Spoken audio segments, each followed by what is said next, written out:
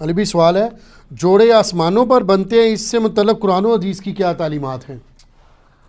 دیکھیں جی، جوڑے آسمانوں پہ بننے کا صرف ایشو نہیں ہے، بلکہ سب کچھ ہی آسمانوں پہ ہی ہو رہا ہے۔ تقدیر کے اندر تو اللہ تعالیٰ نے اپنے ڈیوائن وزڈم سے چیزیں لکھ دی ہوئی ہیں، ٹھیک، البتہ ظاہر ہے کہ اس کی ایگزیکیوشن دنیا میں ہوتی ہے، لیکن اس کا یہ مطلب نہیں ہے کہ آپ نے جو ہے وہ دنیاوی طور پہ نہیں چیزوں کو دیکھنا۔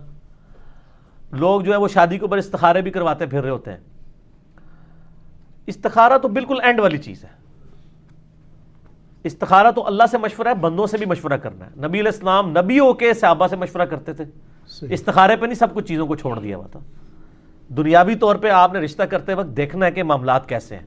وہ مسلم شریف میں 4 چیزیں بتائی گئی ہیں کہ عورت سے 4 وجہ کی وجہ سے لوگ شادی کرتے ہیں: اس کی خوبصورتی کی وجہ سے، اس کی مال کی وجہ سے، اس کی حسب و نسب کی وجہ سے، اس کی دینداری کی وجہ سے۔ پھر آپ نے فرمایا کہ اللہ کے بندو دینداری کو دیکھا کرو، ٹھیک ہو گیا؟ تو ان چیزوں کو دیکھنا چاہیے۔ باقی اگر کسی کی قسمت میں کوئی مسئلہ لکھا ہے تو وہ تو آپ دیکھ لیں۔ حضرت نوح علیہ السلام اور لوط علیہ السلام 2 پیغمبر ہیں، سورہ تحریم کا آخری رکوع پڑھ کے دیکھ لیں، ان کی بیویاں بھی کافرہ نکلی ہیں۔ وہ ایک علیحدہ معاملہ ہے، اپنی طرف سے کوشش کریں۔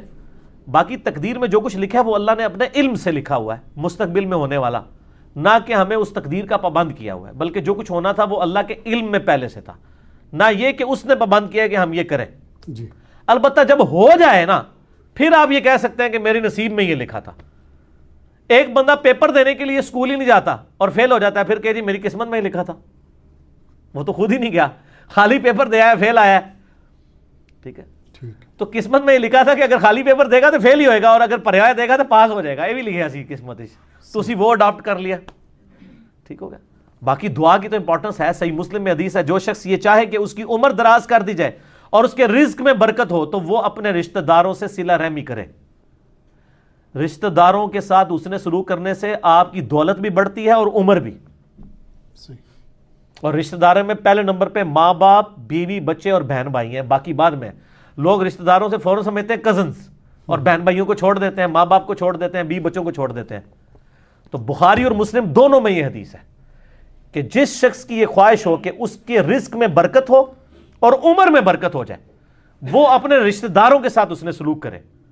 ظاہر ہے اس نے سلوک یہ ہے کہ آپ نے اخلاقی طور پہ بھی اور مالی مدد بھی ان کی کرنی ہے، ٹھیک۔ تو اس کا مطلب ہے دعا سے تقدیر بدلتی ہے۔ لیکن یہ بھی تقدیر میں لکھا ہوتا ہے کہ اس کی عمر تو تھی 60 سال، اس نے اپنے بہن بھائیوں کے ساتھ اس نے سلوک کیا، ہم نے اس کو 80 کر دینا ہے۔ اب وہ کرے گا تو ہو جائے گا۔ اب دنیا میں اگر کوئی شخص بسم اللہ پڑھ کے ساکٹ میں 2 انگلیاں دے دے گا تو انشاءاللہ تعالیٰ وہ مر جائے گا۔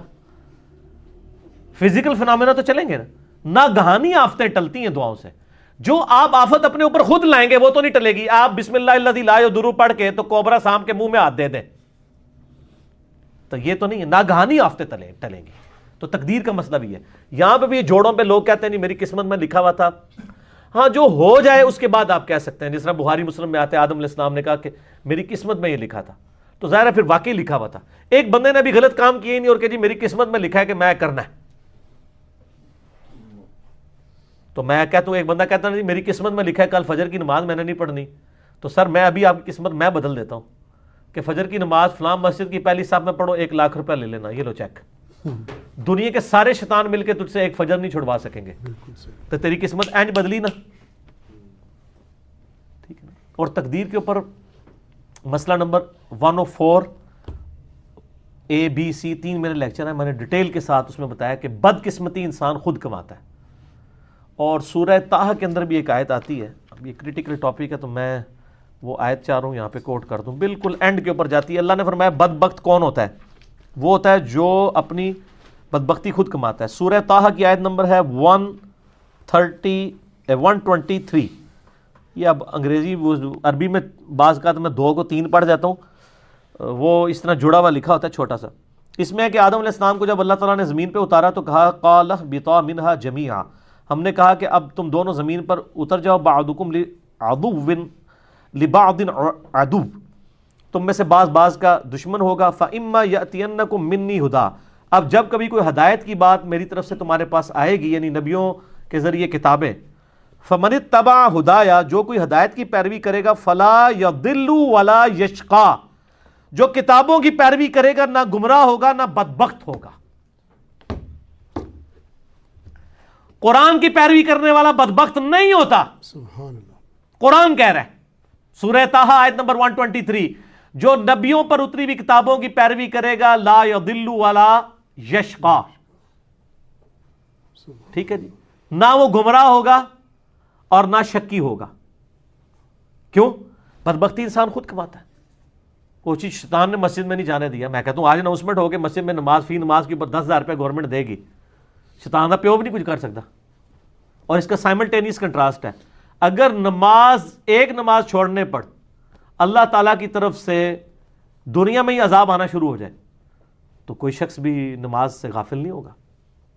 اگر انسان مسجد کی طرف نہ جائے تو اس کے پاؤں پہ اسی وقت فالج گرے تو اگلی نماز کے لیے تو کہے گا یا اللہ ایک بار میری ٹانگیں ٹھیک کر دے، میں پہلے جا کے مسیتی پہ جاؤں گا. تو دنیا کو اللہ نے فزیکل چیزوں کے ساتھ جوڑا ہوا ہے، آخرت چونکہ ادھار ہے، چھپی ہوئی ہے، اس لیے انسان جو ہے اس معاملے میں سستی کر جاتا ہے.